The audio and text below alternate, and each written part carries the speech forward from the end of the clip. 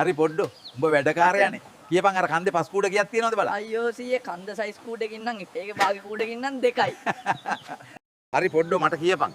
භාගයක් 750යි නම් බෝතලයක මිල කීයද කියලා. සීයේ මිප්ටි බෝතලේ දීලාද නැද්ද?